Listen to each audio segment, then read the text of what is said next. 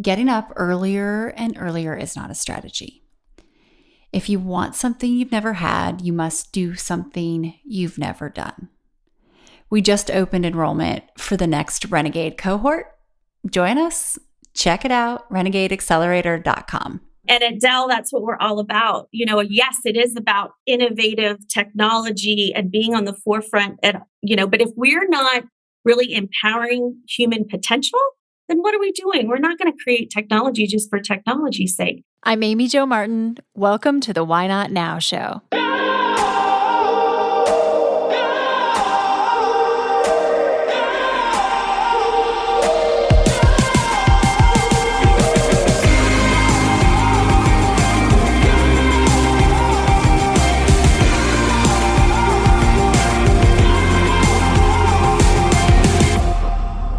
You know that thing you've been thinking about doing? Yeah, that one. Why not now? Have you ever actually taken the time to ask yourself, what's stopping me? Let's talk it through. This is your chance to give that idea the attention it deserves and take action. Each episode, I have a chat with a fascinating person, from entrepreneurs to athletes, celebrities, my parents, rocket scientists, and all walks of life.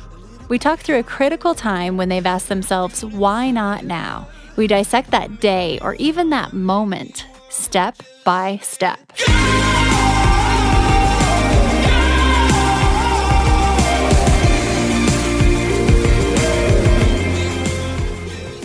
Today we have Nicole Rex on the Why Not Now show. Nicole is the Vice President of Global Marketing Campaigns at Dell Technologies. She and I have been working together in conjunction with her leader, Liz Matthews, who oversees all of global brand and marketing. And we've been renegading our way together through their entire organization. And Nicole and I today discuss some of the tactics, some of the strategies, the literal how-tos of finding a new way to work, to really change what our days look like so they work for us. So we're reinventing the workday. We're saving time, saving money, and even in cases, really allowing talent to shine more and focus on their well-being. But also, this impacts the bottom line. So that is what our conversation is all about today. You'll hear how, and you'll hear what the results are. And hopefully this gives you some ideas on how you can get more time back into your day to spend it more intentionally so it works for you. We're talking meetings, we are talking communication, all of the things. You will hear how this is all being rethought and redone. Without further ado, here is Nicole Rex, Vice President at Dell Technologies.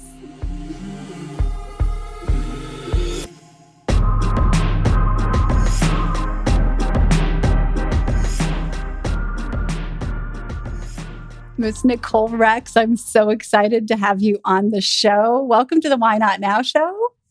Thank you so much. I'm absolutely thrilled to be here. Thank you for having me. Absolutely. We will have some fun. So in the spirit of Why Not Now, can you tell me about a time when you had a big decision to make and you asked yourself, why not now? Oh boy, this one actually goes back to the pandemic.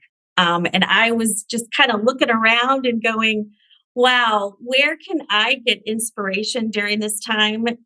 Just for myself, but also if I don't have inspiration, how am I going to inspire a whole team? And it really got me thinking, what kind of leader do people need right now?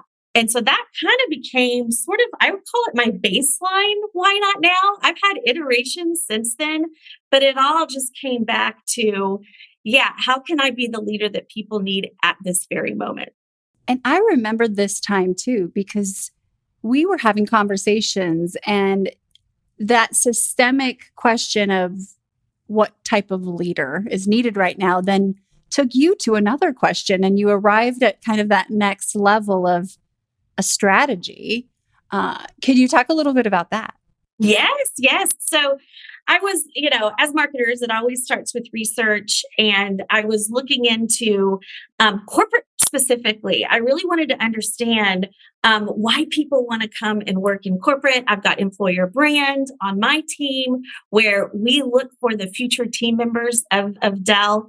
And I was a little taken back by what I was finding in terms of some of the statistics kind of pointing to people wanting to go work for larger companies is going down. Meanwhile, the rise of entrepreneurship and small business, even medium business, people wanting to go work in those organizations was on the rise. And so it got me thinking again, well, goodness, what do we need to do? Because I love corporate. I love where I work. I want everybody to know the benefits. And I started thinking, who can help me with this? And it was actually a conversation with you, Amy Jo, where I was talking about kind of early in my career, like what I was looking for and what I wanted when I looked for an organization. And one of the things that people always told me was, well, you can do this, but you're a little too nice. And no matter where I went, that's what I always heard. So I started doing even more research back then around, well, what do I need to read? What books can I get my hands on so that I'm, I guess, not so nice anymore? And, and it got me thinking, well, wait a minute. I'm looking at kind of all these books that are about changing yourself. How do you change? How do you change to fit in? And I kind of got to the conclusion of, wait a minute, like, why are we working so hard to change ourselves when it really should be the other way around? We really need to rebrand this. We need to reinvent this. We need to rebrand corporate. We need to reinvent the way we look at work. And why can't we make work work for us? So let's start by reinventing our workday. And let's see what we can do differently to really kind of make it work for us so that we can bring our authentic selves to work. I love that journey that you just took us through because, we look at branding and at first I remember when it was like, yeah, we need to rebrand corporate. We need to rebrand corporate. Corporate is not a dirty word. No. And then we discussed more and more, how would we do that? It's not an external thing. This is not a branding, marketing, visual identity by any means. It is an internal look, right? It starts on the inside. It starts on the inside. It's like the whole beauty on the inside, beauty on the outside. It starts with the inside. And if you don't fundamentally change that, then you're just putting a Band-Aid on it versus really changing at the root level. Absolutely. And with Renegade and having these discussions of what do we need, it's interesting to look at, the progression and those steps that were taken.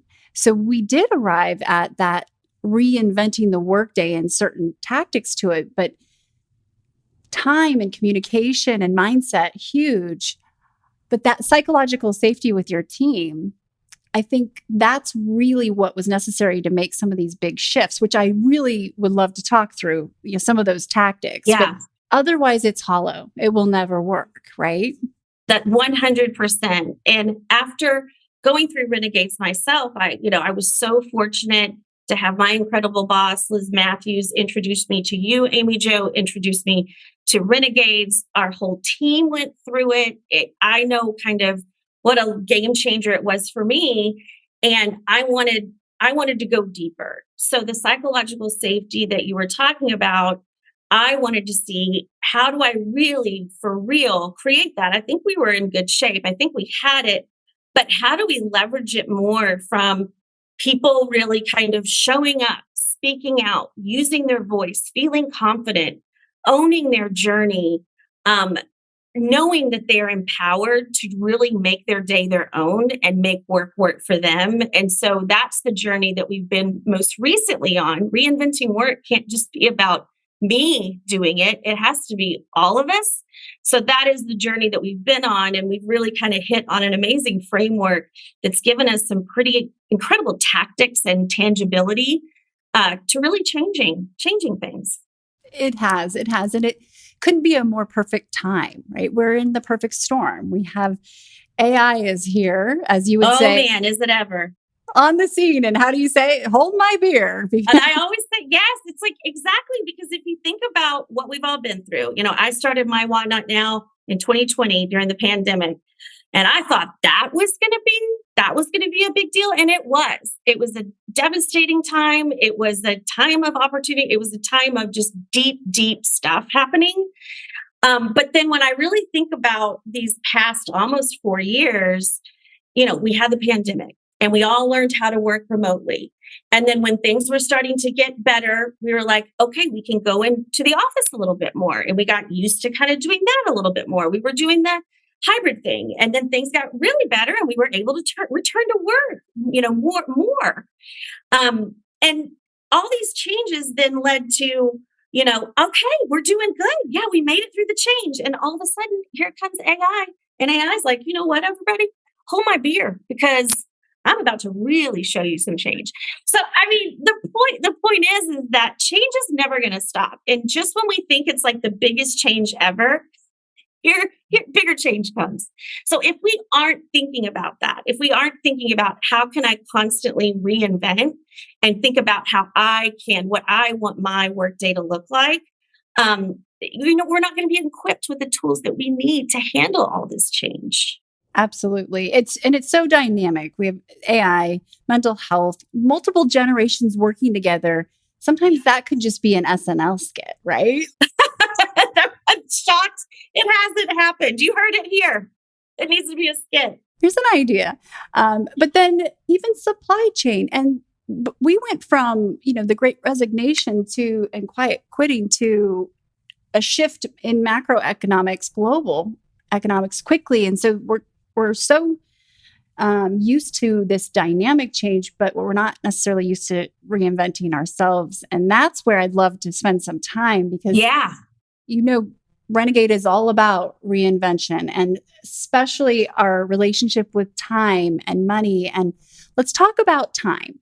As we now have been working together for several years, we know two ingredients in terms of the science of happiness: perceived control and perceived progress. And a lot of people right now feel fatigued by meetings, overwhelmed by the inbound communication. So let's talk through a couple of tactics that we implemented, and this was only possible because of that psychological safety foundation that we set together. So I love the example and case study of your global campaigns, meeting and kind of tour roadshow that you're known for doing probably internally, and how we rethought that. Yes. Yeah. No, happy to. We all know we're not getting more time. So how do you repurpose it in the way that works best for you? And one of the things that we did, we call it the hyper syndicated video meeting. So there was one meeting in particular, and this happens kind of every year within our organization, where we do a lot of planning for the next year, and then we lock on our strategy, and then it becomes a road show. It's almost this, you're going on the road and you're touring and you're really letting everybody know what the strategy is. And the thing is that you're saying internally. Yes, internally.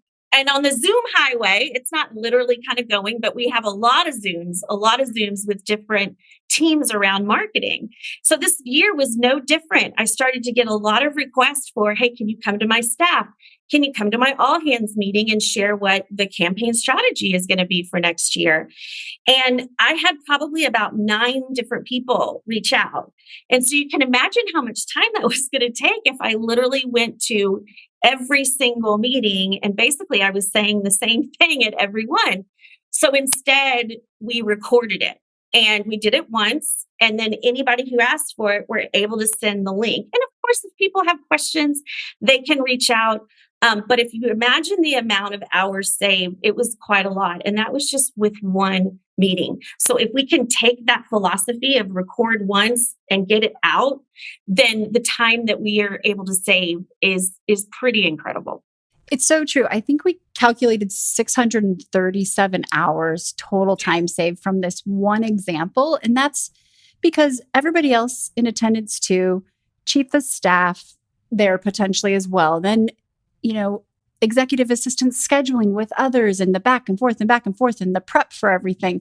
So what I love about this though is now other people, the recipients, get to watch during their own time on demand. Maybe they're on a walk listening. Maybe they're listening in the car just to the audio. It's really giving everybody more time back and flexibility. And then, really thinking through this wasn't a big feedback loop situation. You weren't really, this was done, this was locked, and campaign is out the door. So questions, sure, but this isn't really up for debate at this point. Those types of meetings, right? Right. And I think that also goes back to the intention of why you're gathering and what the meeting is for. That also saves time because, to your point, if something's baked and there's not going to be a lot of back and forth, why not record it? And if you do have questions, I actually think it's more meaningful to hop on the phone with just a few people or just a one on one and talk through from the other person's perspective. They get a one on one to kind of go deep and really kind of make it all about them and what they want to know. So it works both ways. Absolutely. Absolutely. And maybe it's a voice note if they have a question. Speaking of which, We love our voice notes. Yeah, that's actually one of our time saving tactics that we do. We ask ourselves, we've been very intentional. Can this be a voice note? Can this be a text? Can this be just to pick up the phone? Or does it need to be a meeting? We're always asking ourselves, does this need to be a meeting? And the voice note, I particularly love because you still get to hear the person's voice. And I think there's something about you can kind of see you can tell their excitement, or you can tell when maybe things are off. In a text, maybe you can't do that. So we've really loved kind of the 3-minute voice message where we can still kind of get the emotion and where the people are coming from, but we're not sitting in a 30-minute meeting. That's been huge for us as well. It's amazing because that time during the day, when we look at our calendar and we see blocks and it's all meeting to meeting to meeting, that means we're kind of in that busy work spinning, actually not able to get deep work done. So from a 30-minute meeting or an hour meeting to a 3-minute voice note, it's been incredible to see the amount of capacity we've opened up. And I love the example of,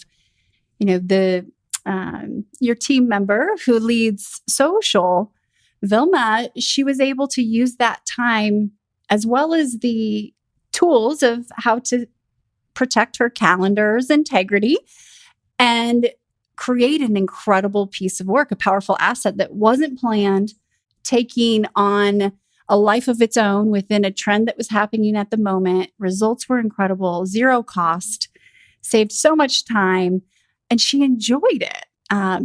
That's the stuff. That's where we want to be playing, right? That's where that deep work and also, quite frankly, more enjoyable sometimes too. Look, we're never going to escape busy work. I mean, that's just a part of it. But if we can really start to go on the spectrum closer to that deep thinking, closer to the more meaningful work, it truly has an impact on bottom line. Absolutely. Impact on bottom line and well-being. Like, hi, that's the bullseye right there, right? That's where I want to be. That's the kind of work environment that I want to be a part of. Yeah. Saving time, saving money, and, encouraging talent to really expand and stretch in those areas of where they're uniquely qualified, because AI can't replace that, right? Those human skills. No, humanity is one of those things where that's at the center. That's at the center of what we do. And at Dell, that's what we're all about. Yes, it is about innovative technology and being on the forefront. But if we're not really empowering human potential, then what are we doing? We're not going to create technology just for technology's sake. And so I'm seeing some really, really powerful examples of that with my own team in terms of just using their humanity and thinking differently. And it's really having an impact across the well-being and across the business. The future of technology is the future of humanity. And this is something that Dell has had at the forefront for a very long time, right? Your literal vision mission is centered around human progress. And so it's a very exciting time. What I'd love to talk a little bit about is healthy tension. So we have some Renegade kind of strategic language that you and your team have adopted that has really stuck, which is hard to do in the size of the organization that you have. And we eat healthy tension for breakfast, right? Because it opens doors and it creates time.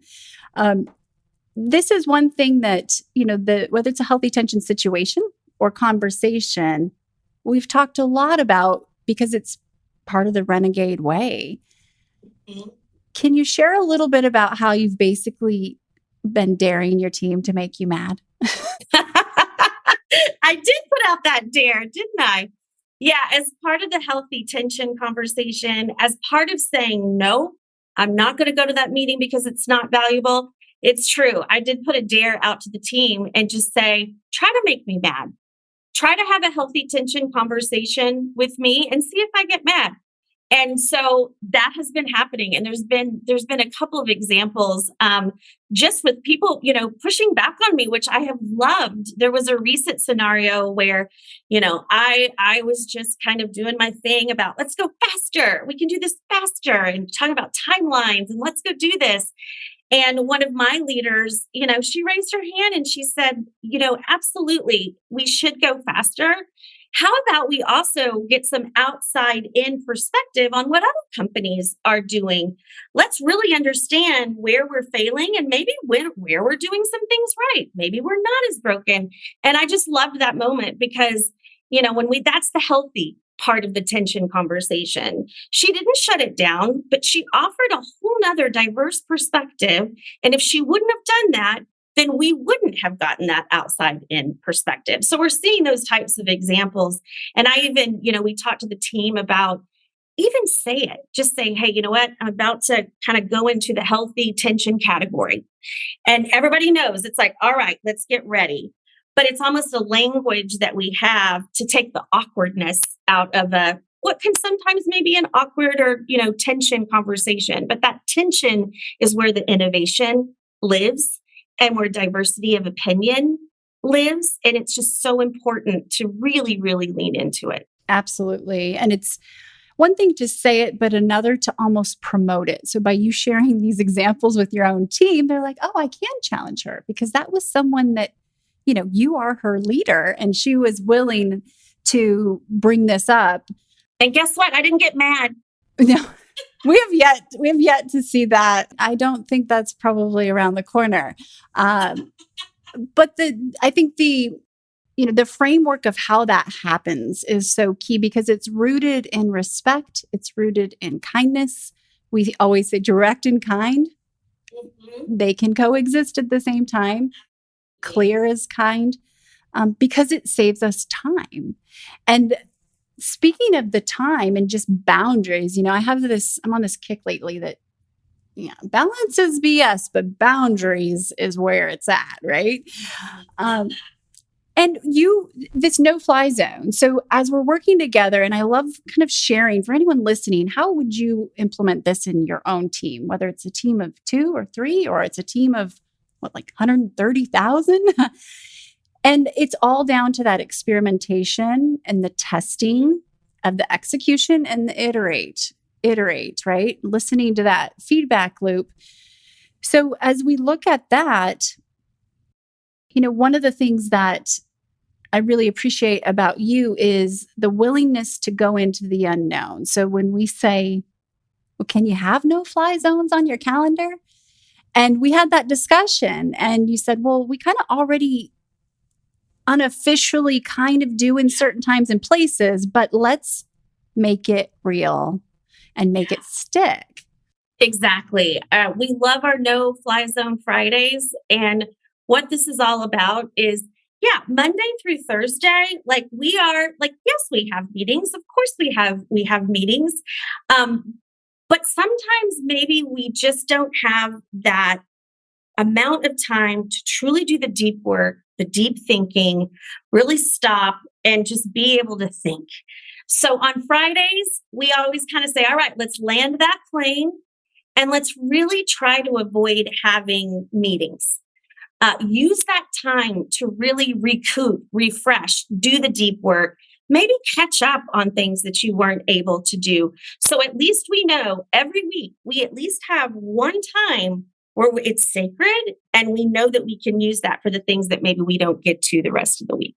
It's amazing how much of a relief that is, where this isn't just a cute little, we blocked this part on our calendar or day, but everybody knows they're going to reschedule over, or they're going to schedule over it, or it's. And there's a respect too, in terms of And I find that we'll ask one another, because look, sometimes you can't get around it. Of course, maybe you have to have a conversation, but at least we're stopping and we're thinking and, saying things like, hey, I don't want to interrupt your deep thinking time or your catch up time, but is it okay if blah, blah, blah? So I just noticing that getting us thinking about how we can protect our calendar in that way has been so significant and a huge help. Absolutely. And let's touch on kind of the meeting, we'll call it pact or code, that has started to evolve, that we're adding a little more structure around, because that's kind of how it works. See what's sticking, see what's working when we experiment. But before we do that, it's just so important to note that everything you're doing is connected, right? So I'm in this season right now too. I call it the ruthless red pen. Like, what can I strike? What can I get rid of off the list that doesn't need my attention and time, that because I want to stay at capacity. When an airplane is, operating efficiently at altitude, it requires less fuel. It's where it's supposed to be. So without that, we wouldn't be able to find the time in our calendar for no-fly zone Fridays, right? And without being able to say no to something, whether it's even to ourselves, sometimes healthy tension is in ourselves or each other. It's like, oh, so it's all very connected, but so tactical, to the point where I love when the meeting filter, right? So when we're asked to join a meeting, what are the two questions? Am I adding value? Am I adding value? Am I getting value? So it's really become a mantra within our team.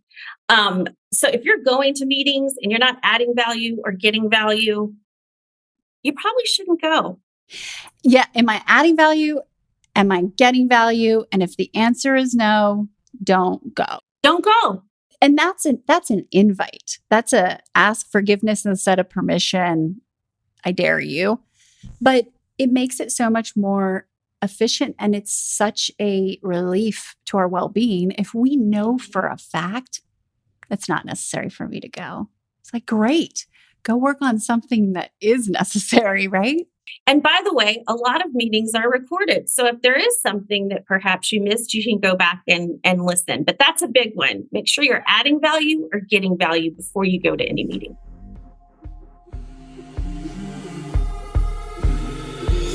We're going to take a quick break and we'll be right back.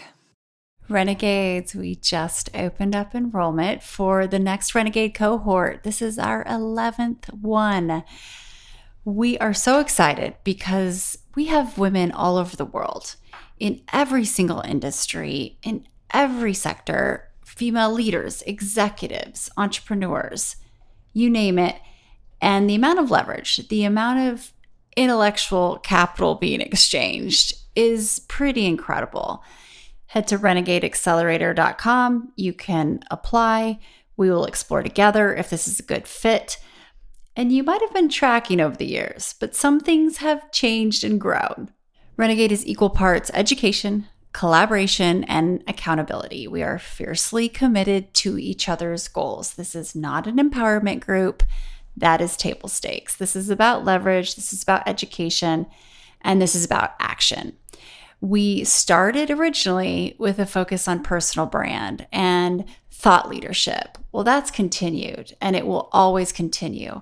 And what's happened is we've been able to get more women spots on stages, public speaking, and getting paid to do so, as well as more women seats on cap tables, investing, and seats on boards, because that's where the power and the influence resides. And we're democratizing not only access to deal flow and the flow of capital, but also providing education in areas of wealth creation, in areas of publishing, and again, public speaking, that really change the game so you can live the life that you want and get the most out of your days. Getting up earlier and earlier is not a strategy. We are all about reinventing our relationship with time and money. When we build our presence, our personal brand, both online and offline, we are able to get more out of our 24 hours in a day because our presence is present in places when we are not. So in a way, we're able to scale ourselves, which is pretty incredible because that makes your actual presence even more valuable. So you can land and demand even more money when you show up. And it's not just about money, but there's a lot of influence and power that comes along with that. And there's a lot of optionality to spend your time how you want when you are generating more income. So you're able to make a bigger impact. And that's what we're all about.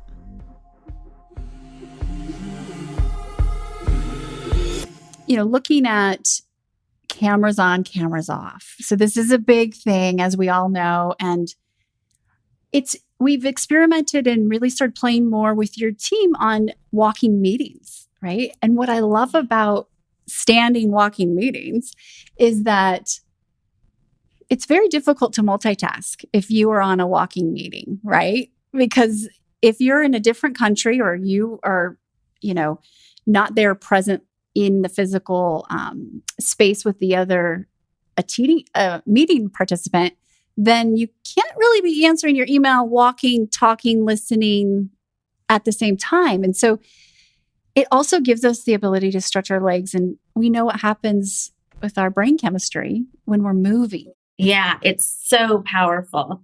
And again, it gives somebody a choice. It gives them ownership over how they're spending their day, getting out, having a micro break. Yeah, they're still talking, they're still interacting, but they're able to walk. They're able just to get the blood flow going. So huge fan of being intentional about, hey, when do we really need to have cameras on? And maybe when we don't need to.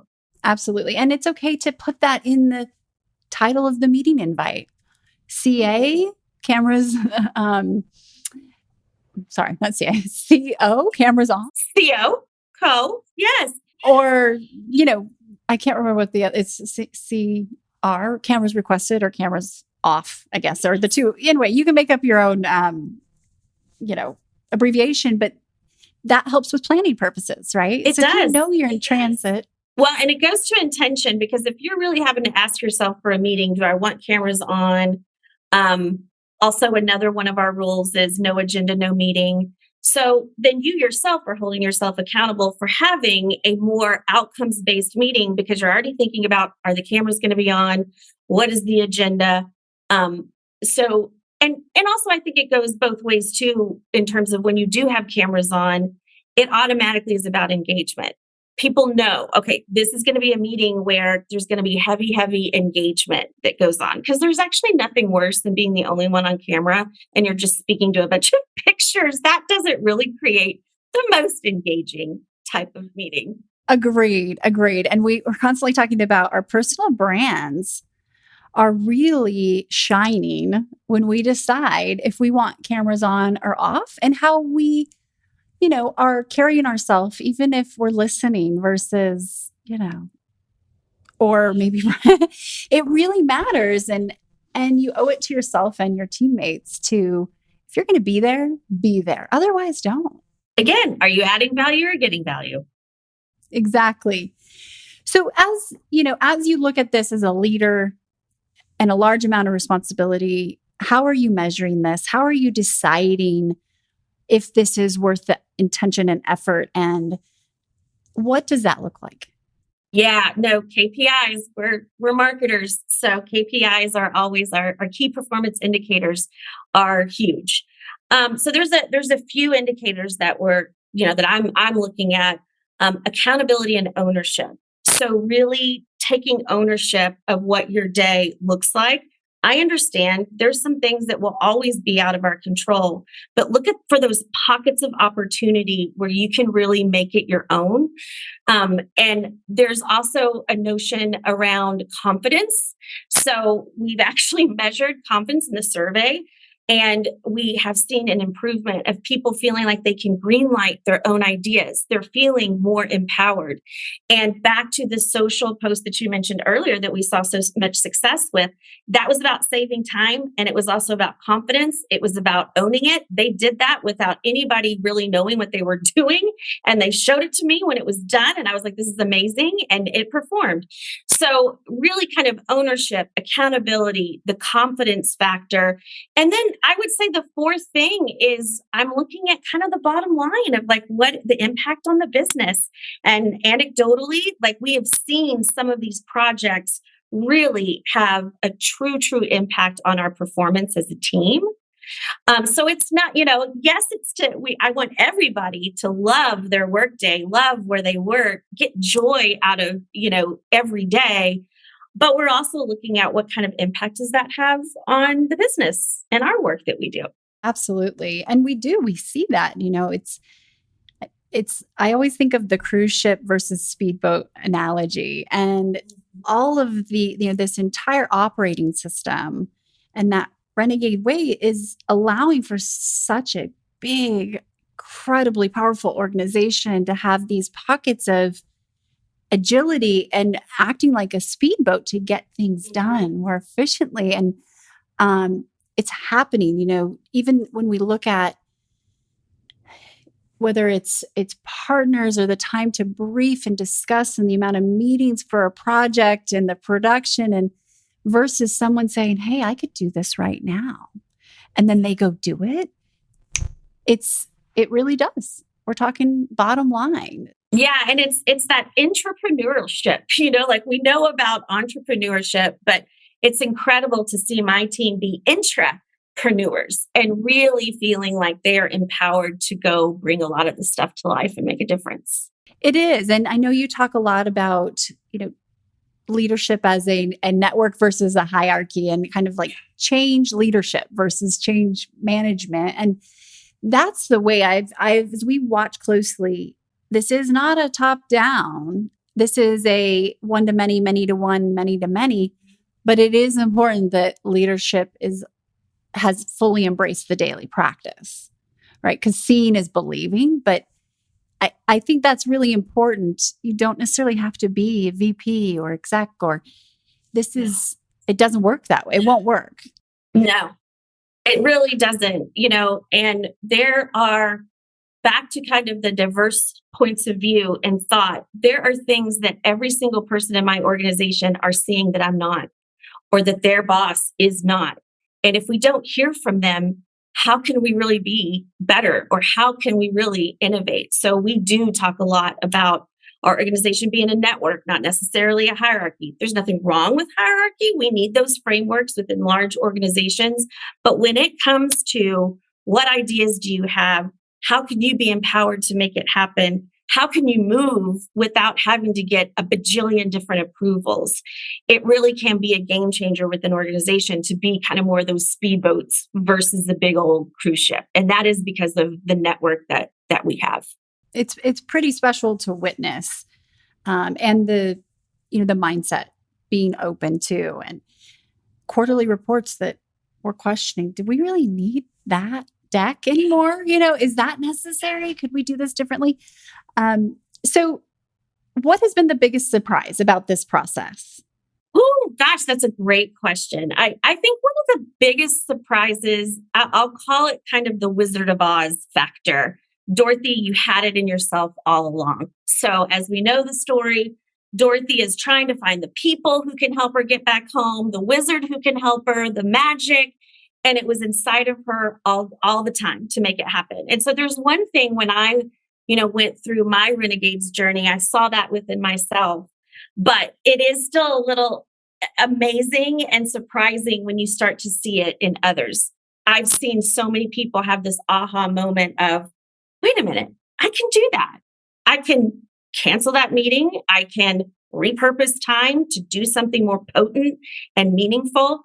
I think that's the surprise, is seeing it in other people. And that's been a real joy too, just to see that spark take off. It's fascinating. And back to that perceived control and the ownership, seeing individuals realize, yeah, I do have control over my not only day, but changing, we call it renegading your IDP, your individual development plan, where they're reinventing what their roles are in some cases and saying, hey, what do you think? I'd love to do this. I think this makes sense because of this, this, and this. And it's ownership and having control over your own career and future. Yeah. And we've actually had probably, I think, 6 or 7 people now that have really kind of rethought what their role should be. And that because of that psychological safety, because of the Renegade way, they've spoken up. And a lot of them have changed their roles because it made sense. And again, back to sometimes people don't see what I see or their leader sees. And so, they bring those ideas to the table. So yeah, it's just been an incredible thing to witness for sure. And those are the heartbeats of the brand, right? The people, the humans. That's amazing. Well, there are two stories that I'm just itching for you to share. So as you went through Renegade and we talk about go-to stories and that storytelling process, which is a superpower rocket fuel for brands and individuals, especially as AI continues to join the party, because it's that human connection can't be replaced. And I have two in my back pocket that I'd love for you to consider sharing. We could go Tom Cruise or a pocket full of joy. Oh, two good ones. Two good ones. Okay. Well, you know what? I will start with the one that usually gets people's ears perked up, which is the Tom Cruise one. The time you dated Tom Cruise? Yeah, the time I practically dated Tom Cruise. So I'm taking you way back. I'm taking you way back to my high school days. And one of my passions back then, in addition to telling stories and being in marketing, which I love, back then I was a baton twirler. So that was kind of my superpower. I loved twirling. And my twirling teacher called my parents and they said that there was this movie that was filming in town and they were looking for extras who could twirl a baton. And would I want to go and audition? And of course, the answer is yes. But my parents were real sticklers for skipping school, and nothing was good enough, to warrant skipping school. So that took some influencing, but they actually agreed. So they agreed to get me to the audition, even though it was during the school day. And when we showed up, I was so excited. I had all told my friends I was going to be in this movie. It was going to be amazing. And then I show up and the lady at the check-in counter is like, "Oh, I'm sorry, sweetheart. Those auditions were over an hour ago. You missed it." So unfortunately, my parents, they got the time wrong. And these are people that are never late. But there I was. And so they said, "You know what, we'll take your number. Maybe there'll be something that pops up." And sure enough, in 3 months, I get a call. There's another opportunity. It wasn't for twirling the baton, but it was about being an extra in a movie called Born on the 4th of July, featuring Mr. Tom Cruise. And I had no idea what I was showing up for, but all of a sudden they get me all dressed up in this like 50s costumes. I sit in a booth with these other extras and the people across from me, their eyes start to get really big and they're like, "Don't look back." They're looking at me going, "Don't look back, don't look back." And I'm like, "What is it?" Tom Cruise sits right behind me. His head is literally right behind my head. I was freaking out. Of course, you don't talk to the actors. So I did my part. I was, really good. But then we had lunch. And so to get to the place where we had to get lunch, we had to go through this area of production where they had these massive rolls of wires that you kind of had to crawl over. And so I have never been on a film set before. I didn't know how to maneuver. So I was trying to step over these wires. And all of a sudden, here comes Tom Cruise. He extends out his hand and he says, "May I help you?" And I was like stunned. I didn't say a thing. But of course, I did grab Tom Cruise's hand and he did help me over those wires. And so forever, I will say that I dated Tom Cruise. The true story is that I held hands with Tom Cruise. I love that. The whole point of this story is, just when you think you've missed out on an opportunity. I wanted to twirl so bad in that movie. Guess what? I never would have met Tom Cruise. He wasn't a part of that scene. So you never know when something better is around the corner. And that's why I love that story, because you just never know. I love it too. Such a good story. And I think that's where, when we look at accepting, but also being active in our lives, right? It's that constant dance. Yes, I accept this and I'm still very much taking action. And it's that beautiful dance. And the Tom Cruise story is so applicable. You're right, Amy, because like I'm going through stuff right now that it's like one door closes and you're sad about it, but then another one opens and it's even better. Yes, yes. I recently met a gentleman. He had had a massive heart attack fairly recently. And I said, "What was the number one lesson that you learned from that experience?" And he said, "I learned that I have choices, not challenges." And I'll never forget that. That's huge. It was big because we're definitely going to continue to experience some great challenges, but we do get the choice of how we want to respond, and we can control what we can control, right? We'll focus on that and focus on that. With Renegade, I'd love to, in the spirit of why not now, ask you a few rapid fire questions. Are you ready? Oh, I love it. Yes. Okay. When I say the word renegade, what's the first thing you think about?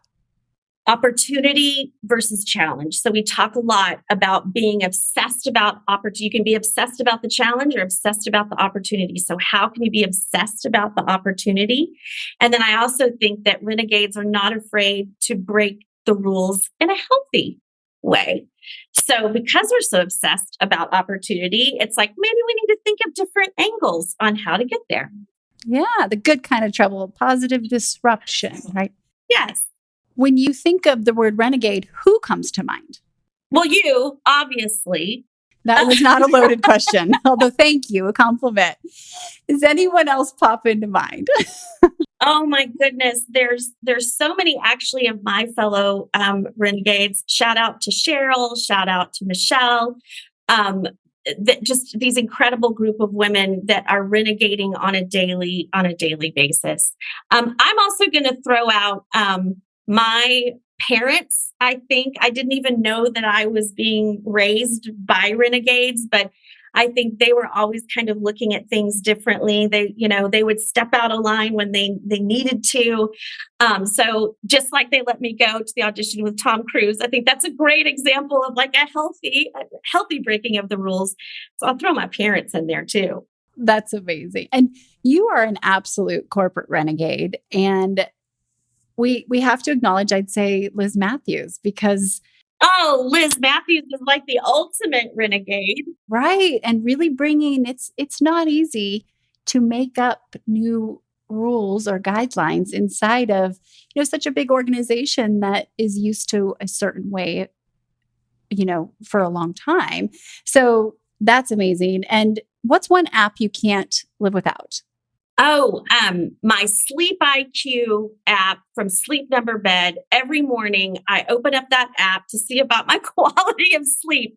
I know that doesn't sound super exciting, but I'm kind of obsessed with quality of sleep, not just the length, but like how I'm sleeping.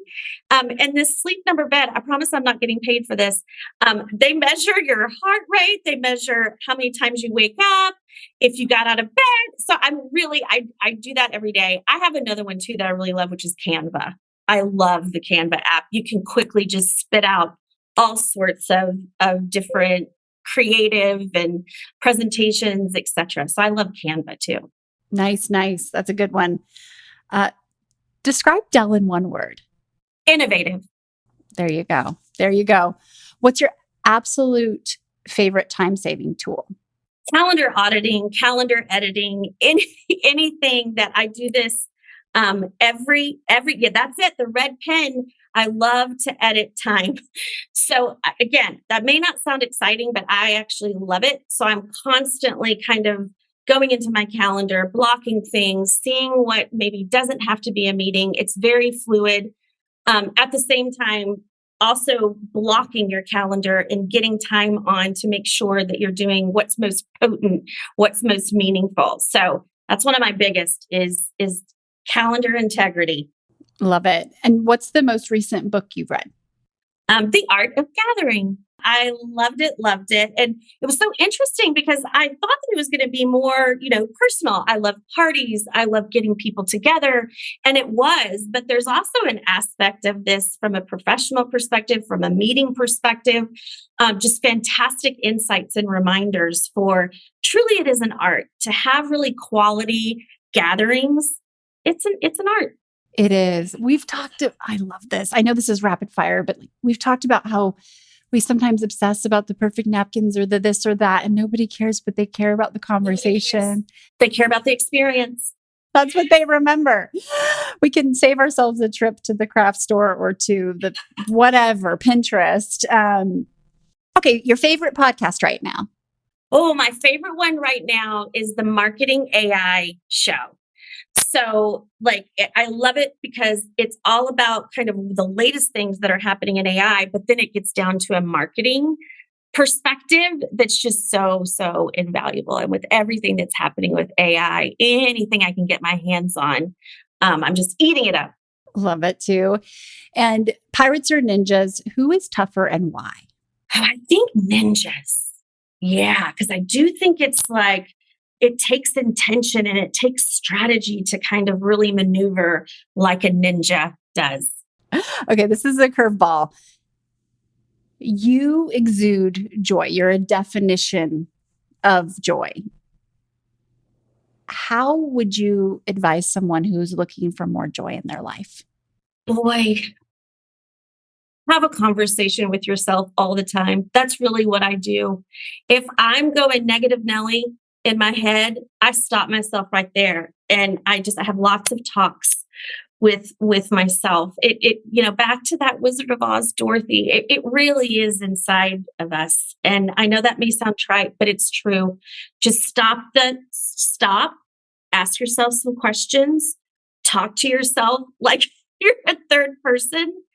And you really do have a choice. You really do. You can choose how you want that day to be. Yes. And our brain, physiologically, we don't know the difference between different types of self-talk, right? So we might as well talk nicely because our brains don't really know the difference between reality and what we're thinking. Yeah. And if that's not working, call somebody you trust. If you can't get out of that cycle in your head, we all have those handful of people that they're going to be honest with you. You know that they're going to shoot it straight and they know that they can lift you up too. So, don't always get inside of your head either. I think calling people and just doing a check-in with people is so helpful. Great.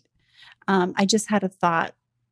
Do you ever debate a hairstyle change when you're going through something Oh, always. That's usually a signal that something's happening when I want to do something with my hair. I just remembered I had this conversation with my best friend this weekend. I was explaining something. She said, whatever you do, just don't cut bangs right now. Because I love, you know what I mean? So just not right now. No, just wait for that to pass and then you can get the bangs. Yeah, though that cannot coexist with this. So what's one word in 2024 that you'll be focused on? Gosh, a lot of thinking this time of year goes into the word. And for me, I think it's going to be about expansion. There is so many things happening professionally, personally that go back to this notion of expansion, expanding my ideas. As I think about AI and what's coming, it is already, it's got my head just spinning on all of the different opportunities. Also things that I need to completely think about that are different. Unwinding years and years and years of experience even. So I think expansion of ideas, expansion of skill sets, also personally just expansion of how do I want to spend my time? What are the passions that I have? So yeah, it's expansion. That's awesome. And you have a head start because you've already definitely. Yeah, there's sort of a lot of expanding going on. Yeah, just not of my waistline. I don't want expansion of my waistline. That's fair. I think that, we have to be able to be flexible though, because it's one of those things where when we're in that zone where we have that well-being and we feel that joy, I feel like I just show up differently, even when it comes to my workout. or if it comes to eating right. It all is attached, right? It is attached. Yeah. And it's chemical. We may think that it's not, and it's the touchy-feely stuff, but it's not. When you're taking care of yourself, there is a chemical that is all goodness. So it all goes together. Amazing. And final question here, Miss Nicole, the scenario when you're thinking back where, you had this idea, what if we rebranded corporate? If you were to go back to yourself in that moment, because it wasn't a long time ago, but there's definitely been quite a bit of time since, what would you say to yourself, knowing everything that you've done and navigated in the interim? Don't worry about having it all figured out in the beginning. Trust the process. You have told me this many times, Amy Jo, and maybe you don't have a map exactly of where things are headed, but you don't have to have everything figured out. And I think that is applicable to so many different things in our life. I want so badly to have the plan and what's the strategy and then what's the North Star and what are the outcomes. Absolutely, you need that in business and in work. But when it comes to kind of really changing and doing things differently, I think it's okay to say, look, just take that first step. You don't have to have it all figured out. So good. Talk about a systemic why not now tool. I mean, it's absolutely true. Just get started. Just get started. Just take that first step. Yes. Thank you for doing the work that you do, for being a thought partner with me, and we get to play and try things and test and explore. It's truly a joy, a career highlight. Thank you. I mean, we have created such a great playground to test, to learn, to implement, to try again. So I just appreciate you so much. Thank you. Likewise.